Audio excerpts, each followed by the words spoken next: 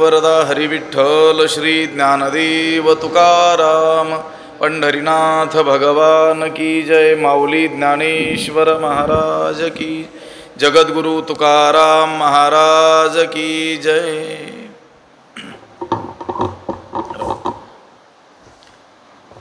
देही नित्यमवध्योयम देहे सर्वस्य भारत तस्मात् सर्वाणि भूतानि नत्वं शोचितुमर्हसि। नमामि सद्गुरुं शान्तं सच्चिदानन्दविग्रहं पूर्णब्रह्मपरानन्दमीशमालन्दिवल्लभं। नमो सद्गुरु तुकया ज्ञानदीपा, नमो सद्गुरु सच्चिदानन्दरूपा, नमो सद्गुरु भक्तकल्याणमूर्ती, नमो सद्गुरु भास्करा पूर्णकीर्ती। अखंडमण्डलाकारं व्याप्तं येन चराचरं तत्पदं दर्शितं येन तस्मै श्रीगुरवे नमः। जयांची केली स्मरण होय सकळ विद्यांचे अधिकरण, तेची वंदू श्रीचरण श्रीगुरूंचे ते नमस्कारोनी आता। देही नित्यमवध्योयम देहे सर्वस्य भारत तस्मात् सर्वाणि भूतानि नत्वं शोचितुमर्हसि।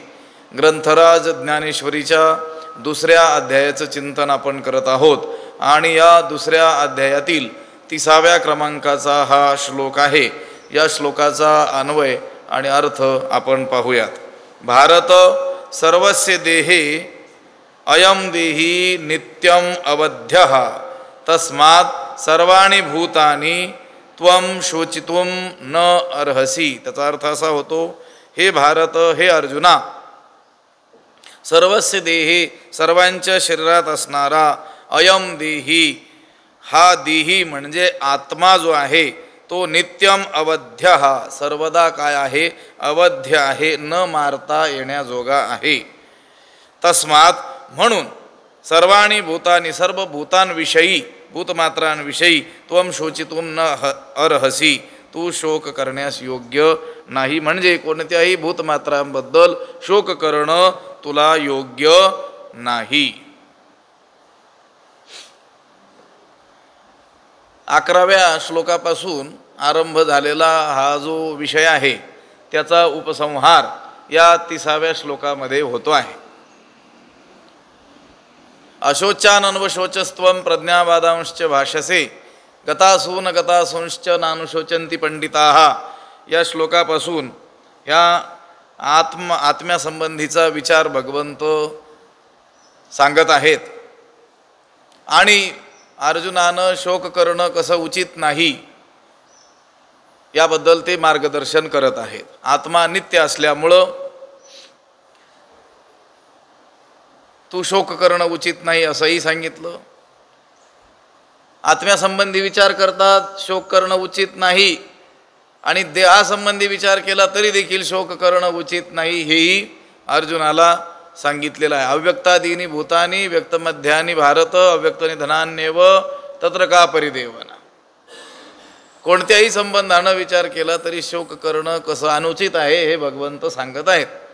या समस्त विषयाचा उपसंहार या श्लोकाच्या माध्यमातून भगवंत करत आहेत।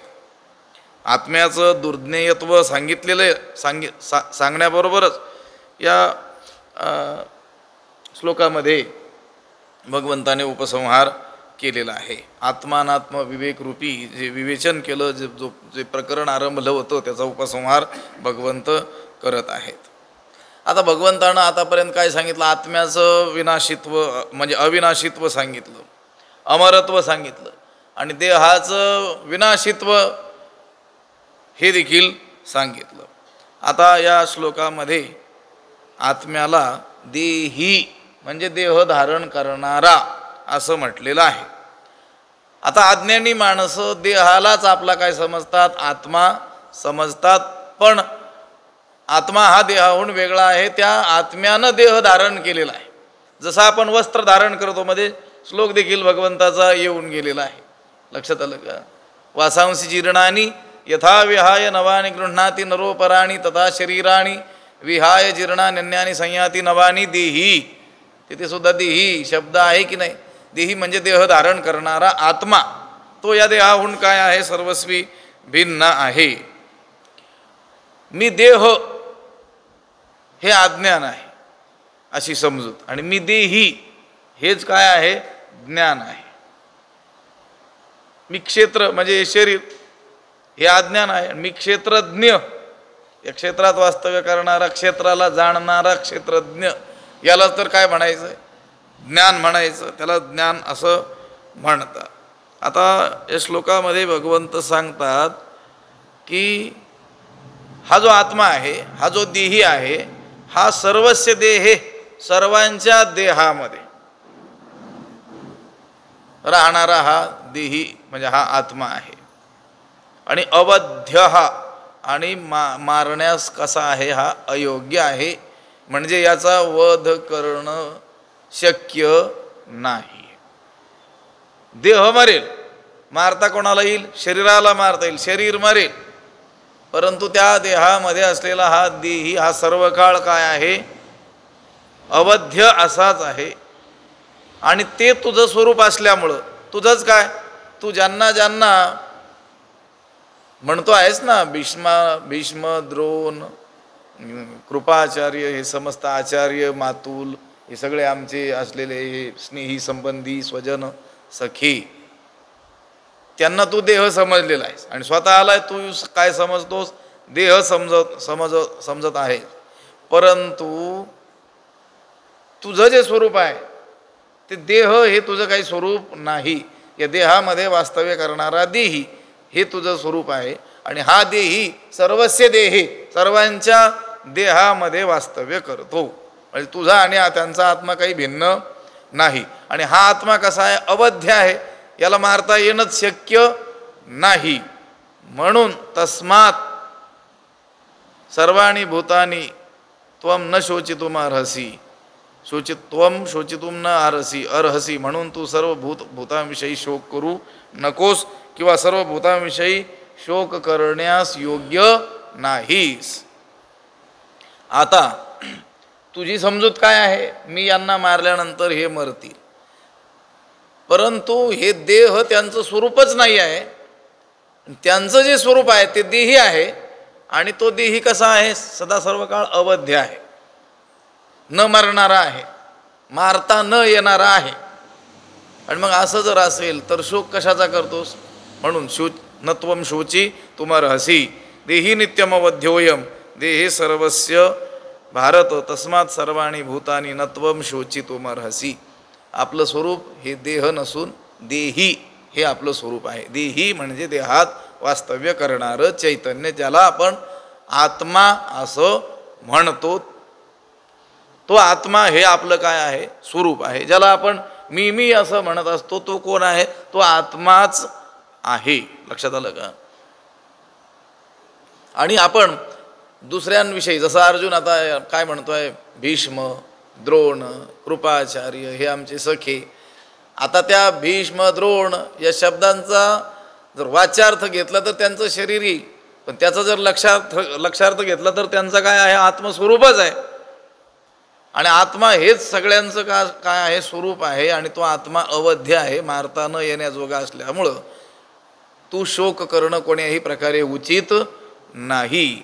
तस्मात् सर्वाणि भूतानि न त्वं शोचितुमर्हसि, जे सर्वत्र सर्व ही देही, जयाकरिताही घातू नाही, ते विश्वात्मक तू पाही चैतन्य एक. जे सर्वत्र सर्व ही देही करिताही जया घातू नाही, ते विश्वात्मक एक चैतन्य तू पाही. असा या ओवीचा काय आहे, अन्वय आहे. त्याचा अर्थ असा होतो, जे सर्वत्र सर्व ही देही, जे सर्वत्र आणि सर्व देहामध्ये आहे, बरं, करिताही जया घातू नाही, बरं, करू गेलं तरी ज्याचा घात होत नाही. जे आत्मतत्व आहे, जे आपलं स्वरूप आहे, त्याचा करू गेलो किंवा करू पाहिलं तरी घात होऊ शकत नाही. असं ते विश्वात्मक एक चैतन्य तू पाही. ते विश्वव्यापी एक चैतन्य तू लक्षात घे. त्याच्या संबंधी काय कर, विचार कर, जाणून घे. ते चैतन्य कसं आहे, ते विश्वव्यापी आहे. लक्षात आलं का? प्रत्येकाचं स्वरूप देह नसून देही आहे, म्हणजे आत्मा हे प्रत्येकाचं काय आहे? स्वरूप आहे. बरं, तो जो आत्मा आहे तो केवळ त्या एकाच्याच देहात वास्तव्य करतो आणि दुसऱ्याच्या देहात वास्तव्य करणारा तो जो आत्मा आहे तो वेगळा आहे असं नाही. लक्षात आलं का? आपल्यामध्ये चैतन्य रूपानं वास्तव्य करणारा जो आत्मा आहे तो असा परिच्छिन्न नाही आहे. लक्षात आलं का? केवळ आपल्या देहातच तो आहे आणि दुसऱ्याच्या देहात नाही, किंवा दुसऱ्याच्या देहात जो आहे तो आपल्यात नाही, किंवा प्रत्येकामध्ये ते चैतन्य वेगवेगळं आहे असं नाही. ते कसं आहे? ते म्हणतात सर्वत्र. सर्वत्र म्हटल्यानंतर सर्व देशात, देश परिच्छिन्न रहित, देश त्याला परिच्छिन्न करू शकत नाही. लक्षात आलं का? सर्वत्र. बर, सर्व ही देही, सर्वांच्या देहामध्ये. सर्वत्र आहे, सर्वांच्या देहामध्ये आहे. बर, करिताही जया घातू नाही, प्रयत्न केला तरी सुद्धा त्याचा नाश होत नाही. ते विश्वात्मक तू पाही चैतन्य, ते विश्वात्मक एक चैतन्य तू पाही. ते चैतन्य एक आहे आणि कसं आहे? विश्वव्यापक आहे. लक्षात आलं का? आपलं स्वरूप हे देह नसून आत्मा आहे आणि तो आत्मा कसा आहे? सर्वत्र आहे. सर्व ही देही, सर्वांच्या देहात आहे. पुन्हा कसा आहे? विश्वात्मक, विश्वव्यापक आहे. चराचरामध्ये तोच आत्मा भरलेला आहे. कोणाचा? आपलाच. लक्षात आलं का? आता अनंत जन्म देह मी हे संस्कार आपल्यावरती असल्यामुळं, दृढ झालेले असल्यामुळं आपलं स्वरूप एवढं व्यापक आहे याचं आपल्याला ज्ञान नाही. संत काय करतात? तिथं जाणीव करून देतात ना. लक्षात आलं का? खेड्यातील अडाणी माणसं सुद्धा कधी कधी असे सिद्धांत सहज बोलून जात असतात. त्याचा आणि माझा काय आत्मा वेगळा आहे का असं म्हणत असतात की नाही? तेवढ्या पुरतं का होईना, ठीक आहे. तशी जाणीव सतत त्यांना नसेलही, अनुभूती नसेलही, पण बोलण्यात तरी हा शब्द बहुधा आपल्याला अडाणी माणसांच्या सुद्धा आढळतो. काय म्हणतात? त्या पशु पक्ष्यांच्या संबंधी बोलताना सुद्धा काय बोलतात? त्याचा आणि आपला काय आत्मा वेगळा आहे का असं बोलतात की नाही? एखाद्या जनावराला कुणी उगीच मारत असेल तर त्याला समजावून सांगताना एखादा खेडूत अज्ञानी माणूस सुद्धा काय सांगत असतो? उगीच त्याला कशाला मारतो? त्याला लागेल, त्याचा आणि आपला जीव काय वेगळा आहे का? लक्षात आलं का? हा सिद्धांत आहे तो. आपण आत्मस्वरूप आहोत आणि तो आत्मा केवळ आपल्या देहापुरताच मर्यादित आहे असं नाही. सर्वत्र आणि सर्व ही देही, म्हणजे माझ्या देहामध्ये जे माझं स्वरूप, ज्याला मी आत्मा म्हणतो, माझं स्वरूप म्हणतो, ते कुठं आहे? तेच तुमच्यात आहे. तुमच्यात आहे, तेच माझ्यात आहे, तेच सर्वत्र विश्वामध्ये काय आहे? व्यापलेलं आहे. लक्षात आलं का? हे तर समजून सांगण्याकरिता हा सगळा काय आहे? खटाटोप आहे.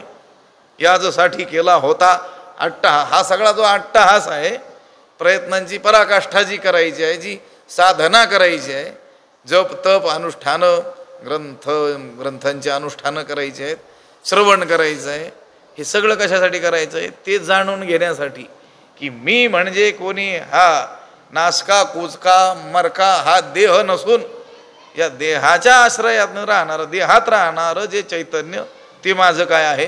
स्वरूप आहे. आणि तेही केवळ माझ्या देहापुरतंच मर्यादित परिच्छिन्न असं नसून ते अपरिच्छिन्न आहे, सर्वत्र आहे. आणि सर्व ही देही आणि विश्वात्मक, तीन शब्द पहा ना. जे सर्वत्र, सर्व ही देही, जया करिताही घातू, आणि ज्याचा करू म्हटलं तरी घात होऊ शकत नाही. हे अर्जुना, तू काय करतोयस? शोक करतोयस का? तुला वाटतं तू मारल्यानंतर हे भीष्म द्रोणादिक काय होतील? मरतील. अरे पण हे भीष्म द्रोणादिक म्हणजे ही त्यांची शरीर, म्हणजे भीष्म द्रोणादिक नव्हेत, तर त्या देहामध्ये असलेला देही हे भीष्म द्रोणादिक आहेत. तू अर्जुन म्हणजे हा देह नसून या देहामध्ये असलेला देही आत्मा हे तुझं काय आहे? खरं स्वरूप आहे. आणि तू केवळ तुझ्या देहापुरता मर्यादित नसून सर्वत्र सर्व ही देही. भीष्मांच्या शरीरात देखील कोण आहे? तूच आहेस आत्मरूपानं. द्रोणांच्या शरीरात देखील कोण आहेस? तूच आहेस. या कौरवादिकांच्या शरीरामध्ये देखील कोण आहेस? तूच आहेस. आणि अशा त्या आत्म्याचा करू म्हटलं तरी घात होऊ शकत नाही. तू जो शोक करतो आहेस त्यांना शरीर समजून करतो आहेस, आणि मी मारल्यानंतर हे मरतील हे असं जो तू मानतो आहेस ती देखील तुझी समजूत मी आत्मा आहे अशी नसून मी देह आहे अशीच आहे. म्हणून तर तू म्हणतो मी यांना मारील. खरं तर आत्मा कुणाला मारितही नाही आणि कुणाकडून मरतही नाही. गेला की नाही पाठीमाग विषय?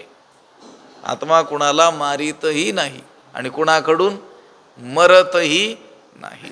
जे सर्वत्र सर्वही देही, सर्वत्र म्हणजे सर्व स्थळी सर्व जागी सर्वही देही, सर्वांच्या देहामध्ये आत्मा सर्वांमध्ये सारखेपणानं काय आहे? व्यापलेला आहे, व्याप्त आहे. मुंगी आणि हत्ती आकाराच्या दृष्टीनं पाहिलं तर सगळ्यात लहान प्राणी मुंगी आणि मोठा महाकाय कोण? हत्ती. लक्षात आलं का? पण म्हणून मग मुंगीमध्ये जो आत्मा आहे तो लहान आत्मा आणि त्या हत्तीमध्ये जो आत्मा आहे तो मोठा आत्मा असं मुळीच नाही. लक्षात आलं का? आता मीठ जे असतात मोठमोठे त्याचे दगडासारखे असे हे असतात आणि त्याचा भुगा आपण केल्यानंतर थोडे छोटेसे कण असतात. आता तो मोठा त्याचा आकाराचा तो खडा जरी घेतला आणि छोटा कण जरी घेतला तरी खारटपणा हा दोघांमध्ये काय आहे? व्यापलेला आहे, सारखा आहे. तसं मुंगीमध्ये हत्तीमध्ये जो आत्मा आहे तो काय आहे? सारखा आहे. तो आत्मा लहान मोठा नाही. हा उपाधी लहान मोठ्या असतील. ती मुंगीचा जो देह आहे त्या आत्म्यानं धारण केलेली ती उपाधी जी आहे ती काय आहे? अल्प आहे.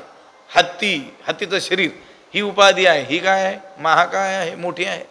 आता ही विद्युत जी आहे ती विद्युत त्या छोट्याशा बल्बमध्ये सोडली तर तेवढा काय देईल? तो प्रकाश देईल, 0 बल्ब. पण तीच विद्युत आपण मोठ्या वॅटच्या दिव्यामध्ये सोडली तर तो काय देईल? मोठा प्रकाश देईल. म्हणून त्याच्यात असलेली लाईट आहे कमी आहे, याच्यात असलेली लाईट जास्त आहे असं नाही. त्या उपाधीचा तो परिणाम आहे. जास्त प्रकाश देतो की कमी प्रकाश देतो. पण विद्युत काय आहे? एकच आहे. तसं मुंगी असो की कोणी हत्ती असो. तुकोबा राहतं मुंगी आणि राव आम्हा सारी खाची जीव. लक्षात आलं? आमच्या दृष्टीनं तर मुंगी आणि राजा काय आहेत? सारखेच आहेत. एक आत्मतत्व दृष्टीनंच संत काय करत असतात? जगाकडे पाहत असतात. सर्वभूती पाहे एक वासुदेव पुसोनिया ठाव अहंतेचा. सर्व भूत मात्रांमध्ये जे जे भेटे भूत ते मानिजे भगवंत हा भक्तियोग निश्चित जाण माझा. जे जे दृष्टीला पडेल ते वासुदेव स्वरूप आहे अशा दृष्टीनं संत जन पाहत असतात आणि त्यांची ती दृष्टी खरी आहे, वास्तव आहे. आपण उपाधीचं ग्रहण करत असतो. आपण आत्मतत्वाकडे पाहत नाही. आपण कशाकडे पाहतो? उपाधीकडे पाहतो. आपल्यामध्ये काय आहे? भेददृष्टी आहे. लक्षात आलं का? आपल्याकडे येणाऱ्या लोकांचा सन्मान करण्यामध्ये सारखेपणा आहे का? आपल्याकडे आहे का? सामान्य माणसाकडे आहे का? नाही. का? ती उपाधी पाहून. कोणी मोठा श्रीमंत मनुष्य असेल तर त्याचा सन्मान वेगळ्या रीतीनं केला जातो. कोणी सामान्य जन असेल तर त्याला वेगळ्या रीतीनं हे केलं जातं. हे का? दृष्टी कशावर आहे आपली? उपाधीवर, बाह्य आहे. पण संतजन त्यांची दृष्टी कशी आहे? आपण पाहिलं होतं की नाही? कॅमेऱ्याचे प्रकार साधारणतः 2 प्रकार. आपण जे फोटो काढतो स्टुडिओवाले किंवा आता हे मोबाईलमध्ये निघतात, हे कॅमेरे काय करतात? बाह्य फोटो काढतात, जसं बाहेरून असेल तसं. आणि त्या दवाखान्यामध्ये जो कॅमेरा असतो एक्सरे कॅमेरा, तो काय करत असतो? तोही फोटो काढतो, पण तो शरीराच्या आतल्या भागातला काय करत असतो? फोटो. हे हाड वगैरे काही मोडलं, काही आतून इजा झालेली असेल तर आपण त्या एक्सरे कॅमेऱ्याने काय करत असतो? फोटो काढत असतो. अगदी तसंच आपली सामान्यांची दृष्टी म्हणजे हा सामान्य कॅमेरा, तो काय पाहतो? बाहेरचं पाहतो, उपाधी पाहतो. आणि संतांची दृष्टी म्हणजे तो एक्सरे कॅमेरा, ते काय पाहतात? आतल्या चैतन्याचं काय करतात? ग्रहण. या उपाधी माझी गुप्त, चैतन्य असे सर्वगत, ते तत्वज्ञ संत स्वीकारिती. संत तत्वज्ञानी संतजन काय करत असतात? त्या तत्वाचा काय करतात? स्वीकार करतात. बाह्य उपाधीला ते महत्त्व देत नाहीत. मुंगी असो की हत्ती असो, मुंगीचाही देह आहे आणि त्या देहामध्ये देही आहे आत्मा. त्या हत्तीचा देखील देह आहे आणि त्या देहामध्ये असलेला आत्मा तो कोण आहे? देही आहे. पण तो कसा आहे? जे सर्वत्र सर्व ही देही सर्वत्र आहे, सर्व देहामध्ये आहे. जयाकरिता ही घातू नाही, ते विश्वात्मक तू पाही चैतन्य एक. ते चैतन्य एक आहे आणि कसं आहे? ते विश्वव्यापक आहे. असं काय कर तू जाण. तर जयाकरिताही घातू नाही, ज्याचा घात करायचं म्हटलं तरी घात केला जाऊ शकत नाही. बघून आलो आपण विषय. नैनम छिंदंती शस्त्राणी नैनंद हती पावकः न चैनं क्लेदयन्त्यापो न शोषयती मारुतः. आत्मा हा निरवयव असल्यामुळे त्याचा घात करता येत नाही. जयाकरिताही घातू नाही. ते विश्वात्मक तू पाही चैतन्य एक. ते एक चैतन्य कसं आहे? विश्वात्मक आहे, विश्वरूप आहे, जगत स्वरूप आहे. सर्व रूपाने तेच आत्मतत्व काय झालेलं आहे? नटलेलं आहे. आता हे पहा, पंचमहाभूतांमध्ये आकाश हे जे महाभूत आहे हे कसं आहे? व्यापक आहे आणि व्यापक असल्यामुळे ते सर्व विश्वामध्ये आहे.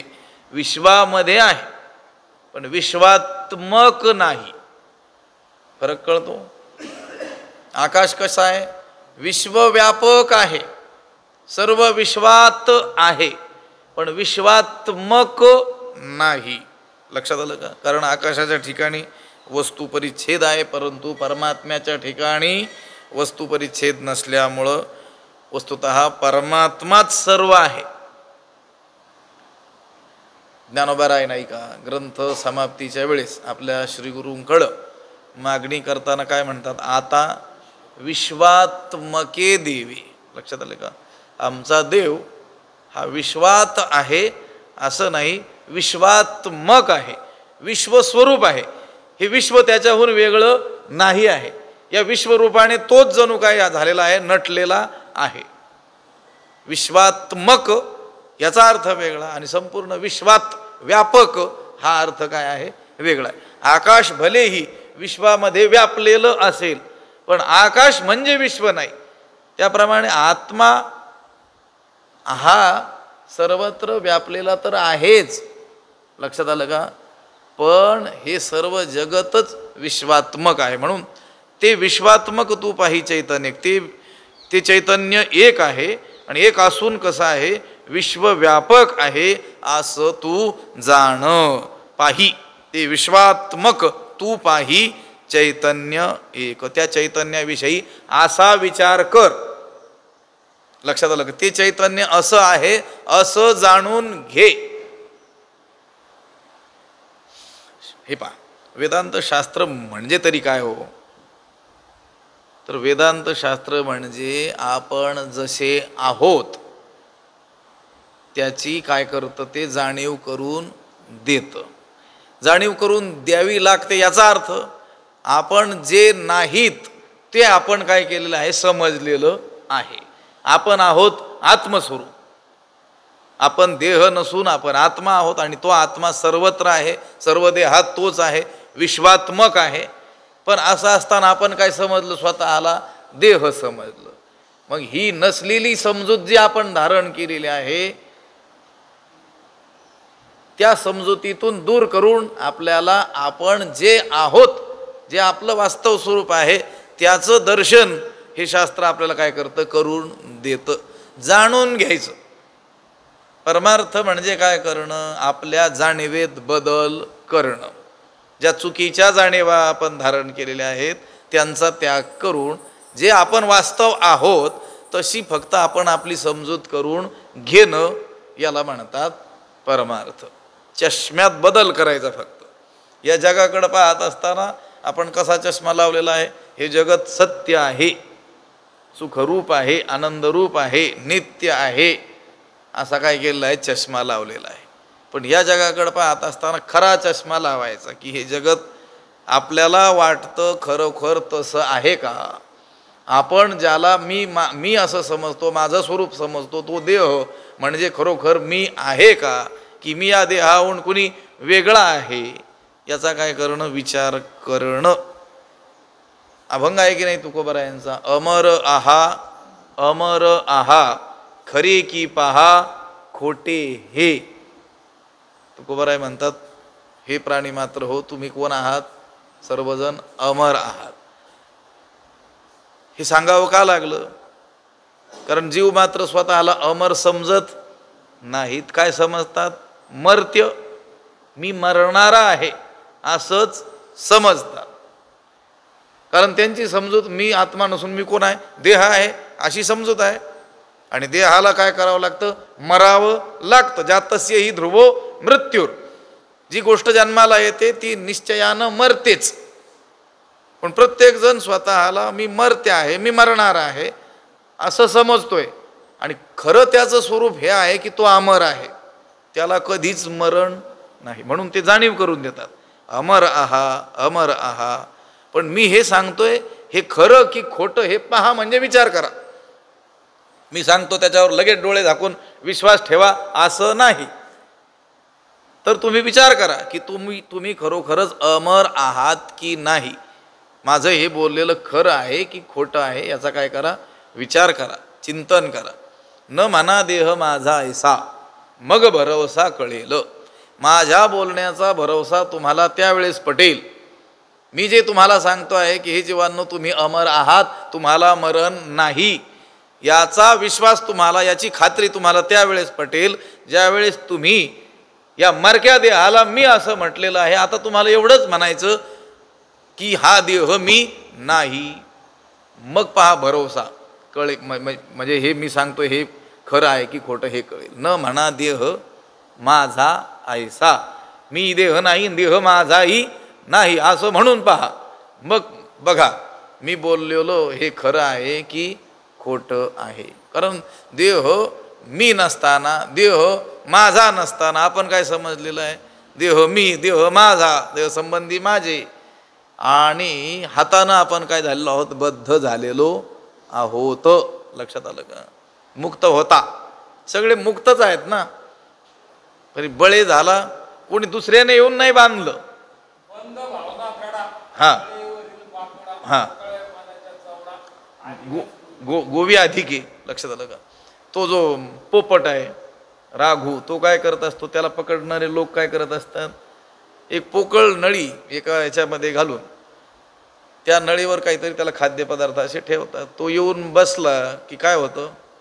ती नळी फिरते फिरते आणि ती उलटी झाल्यानंतर ते आकाश दिसू लागतं. त्याला वाटतं आता हे आकाश खाली आहे, मी वर आहे.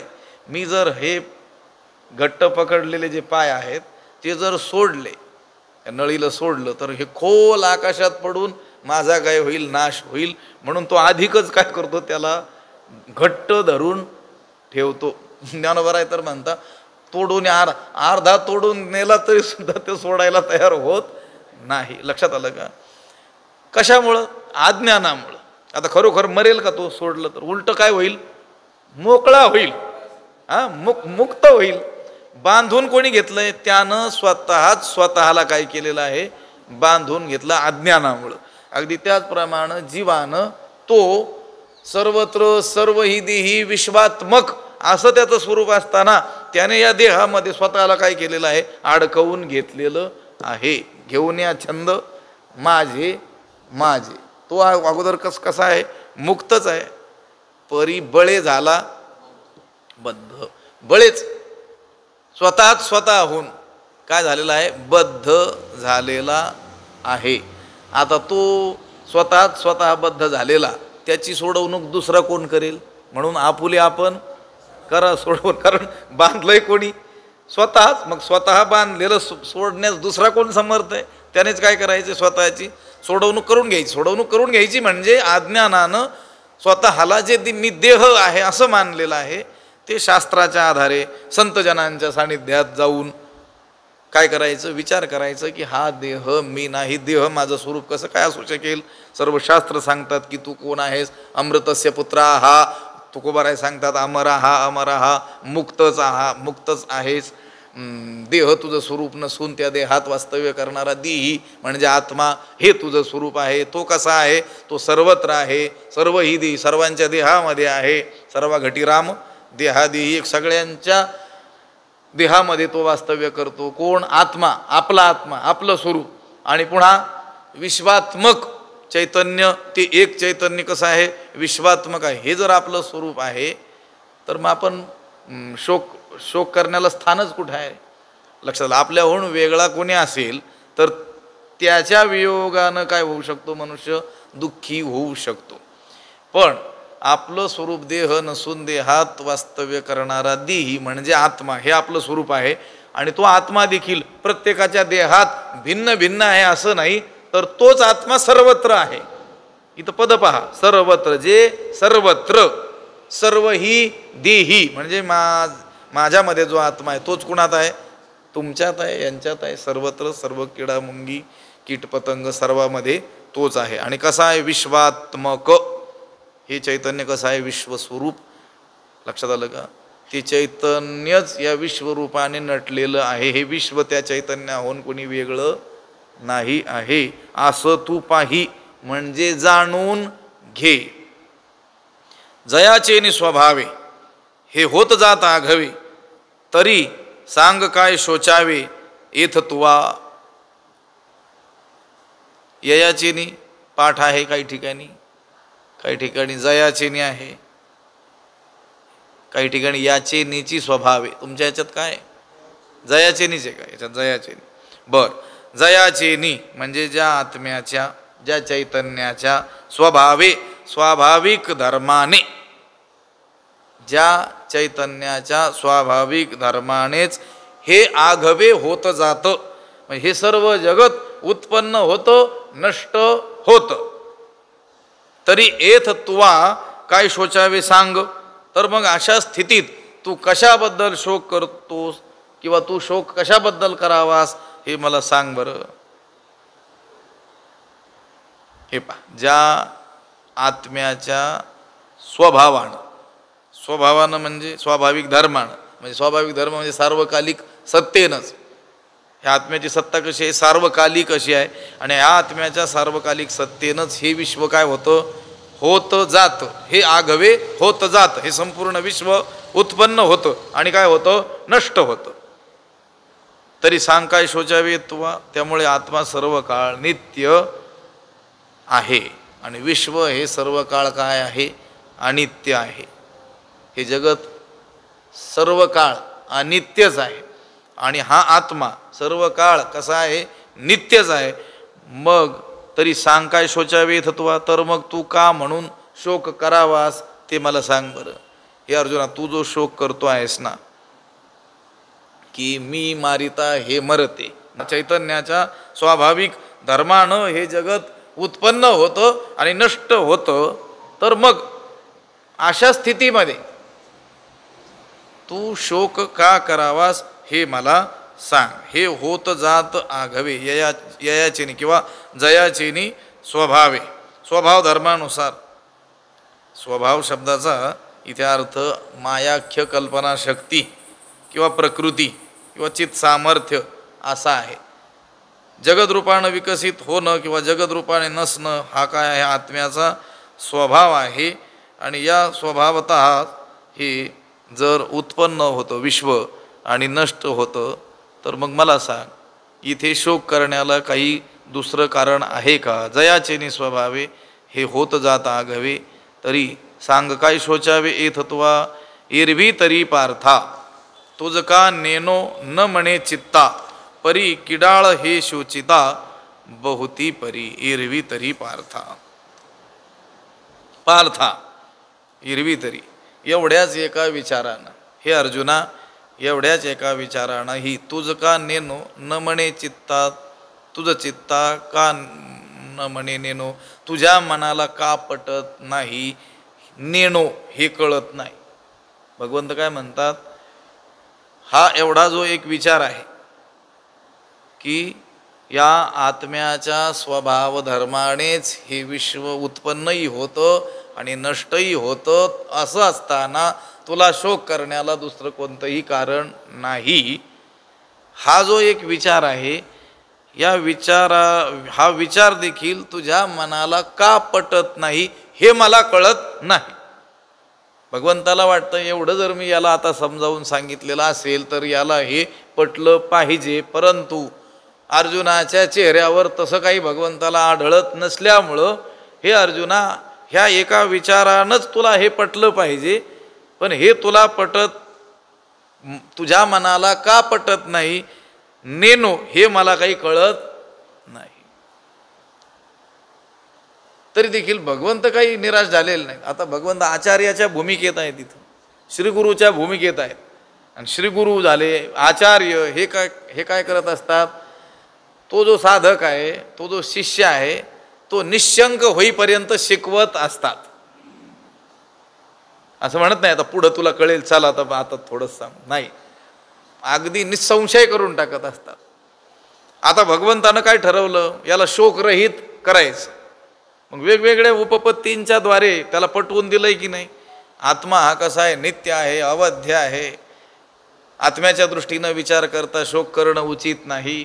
पुन्हा ठीक आहे, तू जर म्हणत असशील आत्मा देहाबरोबर उत्पन्न होतो, देहाबरोबर नष्ट होतो, तर मग हे अपरिहार्य आहे, जे जन्माला येतं ते मरतच असतं, नष्ट होतच असतं, त्या दृष्टीनेही शोक करणं उचित नाही. शुद्ध आत्मदृष्टीनं शोक करणं उचित नाही.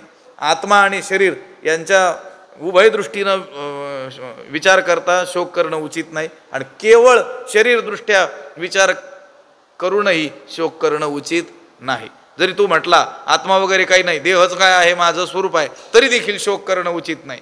कारण देह जन्माला आला त्यावेळेस तो व्यक्त दशेला आला, त्याच्या अगोदर अव्यक्तादीनी तो कसा होता, अव्यक्तच होता.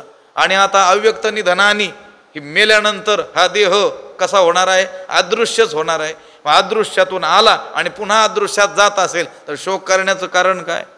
अशा तीन दृष्टीनं काय केलं, त्याला पटवून सांगितलेलं आहे. पण एवढं पटवून सांगितल्यानंतरही या अर्जुनाच्या मनाला हे काही पटलेलं दिसत नाही, असं भगवंताच्या लक्षात आलं. तरी देखील ते काय म्हणतात, परी किडाळ हे शोचिता बहुती परी. पण आणखी पुष्कळ प्रकारांनी विचार केला असता शोक करणं वाईट आहे हे सिद्ध होतं. आणखी प्रकार सांगणार आहेत पुढं. आता पुढचा श्लोक येईल. आज तेवढा अवकाश नाही आहे. पण स्वधर्माच्या दृष्टीनं जरी विचार केला तरी देखील तू शोक करणं उचित नाही आहे. आत्म्याच्या दृष्टीनं विचार केला तरी देखील शोक करणं उचित नाही आहे. देवाला काय करायचं आहे, काहीही करून त्याला त्या शोक समुद्रातून काय करायचं आहे, बाहेर काढायचं आहे. तो जो शोक करतो आहे, दुःख करतो आहे, खेद करतो आहे, त्याच्यातून, त्या दुःखातून देवाला त्याला काय करायचं आहे, बाहेर काढायचं आहे. आणि हे वेगवेगळ्या रीतीनं देव त्याला समजावून सांगत आहेत. ठीक आहे, इथं अर्जुन हा काय आहे, आपल्या समस्त जीवांचा प्रतिनिधी आहे. आणि जीव काही एक प्रकारची नाही आहेत. जर अर्जुनाला केवळ शुद्ध आत्मदृष्टीनं समजावून सांगितल्याबरोबर तो शोकरहित झाला असता तर ही गीता संपूर्ण जगाच्या उपयोगाला आली नसती. कोणत्या लोकांच्या उपयोगाला आली असती, जे उत्तम अधिकारी आहेत आणि ज्यांना एकदा समजावून सांगितलं की ज्यांना समजतं त्यांनाच फक्त गीता उपयोगाला आली असती. की आत्मदृष्टीनं उपदेश केला आणि ते शोकरहित झाले, मोहरहित झाले. उलट त्या अर्जुनाचे उपकार मानले पाहिजे, त्याला हसण्यापेक्षा. देव एवढं त्याला समजावून सांगतोय तरी देखील त्याला समजलंय असं तो दाखवत नाही आहे. कारण त्याने का एकदा सांगितलं की हे तू सांगतोस हे मला कळालं की देव सांगायचं काय होऊन जाईल, बंद होऊन जाईल. म्हणून तो वेगवेगळ्या उपपत्तींच्या द्वारे, वेगवेगळ्या क्लुप्तींच्या द्वारे भगवंत काय करतो आहे, त्याला समजावून सांगतो आहे. आणि भगवंत हे सांगतो आहे की बहुती परी, पुष्कळ प्रकारांनी विचार केला असता हे शोचिता किडाळ, हे शोक करणं काय आहे, किडाळ आहे, वाईट आहे. शोक करणं कोण्याही प्रकारे उचित नाहीच. आत्मदृष्टीनं उचित नाहीच आहे, पण स्वधर्माच्या दृष्टीनं जरी विचार केला तरी देखील शोक करणं उचित नाही. कारण धर्म काय आहे, क्षत्रियाचा युद्ध करणं. आणि तू क्षत्रिय असूनही युद्धापासून परांगमुख होऊ पाहतोस, पळू पाहतोस. तर तुझं हे युद्ध टाळणं आणि शोक करत बसणं हे क्षत्रिय धर्माच्या दृष्टीनं देखील काय आहे, स्वधर्माच्या दृष्टीनं देखील काय आहे, अयोग्य असंच आहे. म्हणून भगवंत म्हणतात, इरवी तरी पार्था तुझं का नेणो न म्हणे चित्ता. अर्जुना, एवढ्या एका विचारानेही तुझ्या मनाला का पटत नाही ते कळत नाही. नेणो, देव म्हणतोय मला काही कळत नाही बा. काय कळत नाही तुला, का कळत नाही हे मला कळत नाही. लक्षात आलं का? एवढं समजावून सांगूनही हा जो एक विचार मी सांगितलेला आहे, एवढ्यानेच मनुष्य शोकरहित झाला पाहिजे, शोकरहित होत असतो. पण तुला काही हे पटलेलं दिसत नाही, ते का पटत नाही हे मला कळत नाही. पण गोष्ट अशी आहे की आणखी वेगवेगळ्या प्रकारांनी जरी पाहिलं तरी देखील शोक करणं काय आहे, वाईटच आहे. कोणत्या कोणत्या प्रकारांनी त्याचा विचार आता पुढे केला जाईल. आजची वेळ संपलेली आहे. पुंडलिक वरदा हरी विठ्ठल, श्री ज्ञानदेव तुकाराम, पंढरीनाथ भगवान, माऊली ज्ञानेश्वर महाराज की जय. विठ्ठल विठ्ठल पुंडलिक वरदा हरी विठ्ठल, श्री ज्ञानदेव तुकाराम, पंढरीनाथ भगवान की जय. माऊली ज्ञानेश्वर जगद्गुरु तुकाराम महाराज. आता विश्वात्मके देवी येणे वाग्यज्ञे तोषावे, तोषोनी मज द्यावे पसायदान हे. जे खळांची व्यंकटी सांडो तया सत्कर्मी रती वाढो. भूता परस्परे पडो मैत्र जीवांचे, दुरितांचे तिमिर जावो. विश्व स्वधर्म सूर्ये पाहो, जो जेवांझील तो तेला हो. प्राणीजात वर्षत सकळ मंगळी, अनवरत भूमंडळी. भेटो तया भूता चला कल्पतरूंचे आरव. चेतना चिंतामणीचे गाव, बोलते जे अर्णव पियुषांचे. चंद्रमे जे अलांछन, मार्तंड जे तापहीन. ते सर्वाही सदा सज्जन, सोयरे होतू किंबहुना सर्व सुखी. पूर्ण होणी तिही लोकी, भजिजो आदिपुरुखी. अखंडित आणि ग्रंथोपजीविये, विशेषी लोकीये. दृष्टादृष्ट विजय होवावेजी. एथ म्हणे श्री विश्वेश्वरावो, हा होईल दान पसावो. येणे वरे ज्ञानदेवो सुखिया झाला, येणे वरे ज्ञानदेवो सुखिया झाला. येणे वरे ज्ञानदेवो सुखिया झाला. पुंडलिक वरदा हरी विठ्ठल, श्री ज्ञानदेव तुकाराम, पंढरीनाथ भगवान की जय. माऊली ज्ञानेश्वर महाराज की जय. जगद्गुरु तुकाराम महाराज, सद्गुरु बंशी महाराज की जय. सद्गुरु जोग महाराज की जय.